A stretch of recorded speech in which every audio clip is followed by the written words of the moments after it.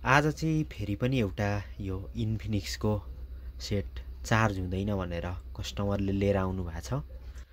अनि मैले यसो यो अनुसन्धान गर्दा चाहिँ यसको भित्र चार्जिङ पोर्ट नै एक साइडबाट ड्यामेज भइरहेको देखेँ। अनि एकचोटि चार्ज पनि लगाएर टेस्ट गरेँ, चार्ज भएन। यो म पहिला एकचोटि तपाईँहरूलाई पनि देखाउँछु चार्ज हुन्छ कि हुँदैन भनेर।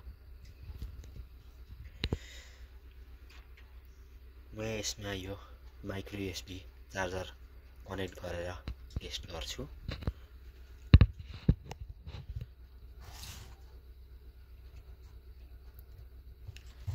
यो मैले चार्जर कनेक्ट गरिसकेँ, तर यहाँ कुनै पनि चार्जिङ सो भइरहेको छैन।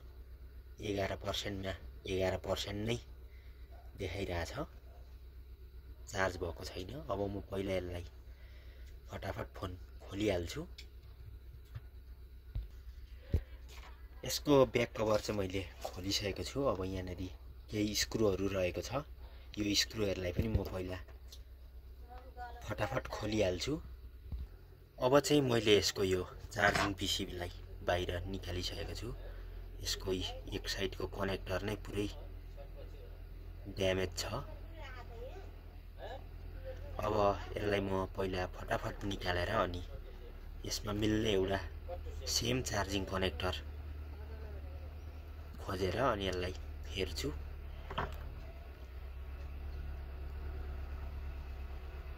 म अब पहिला यसलाई फटाफट निकाल्नतिर लागिहाल्छु, यो पुरानो बिग्रेको कनेक्टरलाई। अब चाहिँ मैले यो पुरानो कनेक्टरलाई बाहिर निकालिसकेको छु। अनि यहाँ पनि यो कुनै प्रिन्ट ड्यामेज हुनु हुँदैन कनेक्टर निकाल्दा चाहिँ।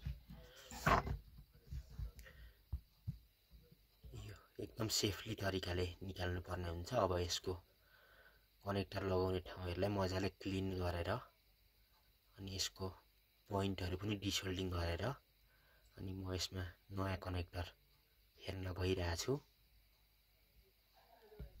अब चाहिँ मैले यो सबै क्लिन गरिसकेर अनि अब यसमा म मिल्ने कनेक्टर पनि खोजिसकेको छु। अब चाहिँ म यो कनेक्टर यसमा फेरेर अनि चार्जिङ चेक गर्छु। म अब यसलाई फटाफट लगाइहाल्छु। अब चाहिँ कनेक्टर चेन्ज भइसकेको छ। अब म यसलाई फोनसँग कनेक्ट गरेर अनि एकचोटि चार्जिङ टेस्ट गर्छु। अब चाहिँ मैले यो रेडी गरिसकेको छु। अब चाहिँ म यो एकचोटि चार्जर कनेक्ट गरेर टेस्ट गर्न गइरहेको छु। अब चाहिँ यसमा चार्जिङ लिन स्टार्ट भइसकेको छ।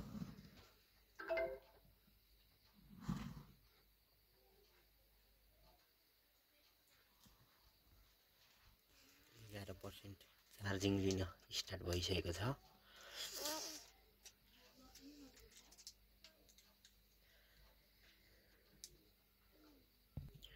ल अब चाहिँ म यो फोन सबै प्यानलहरू प्याक गरेर अनि कस्टमरलाई दिन्छु।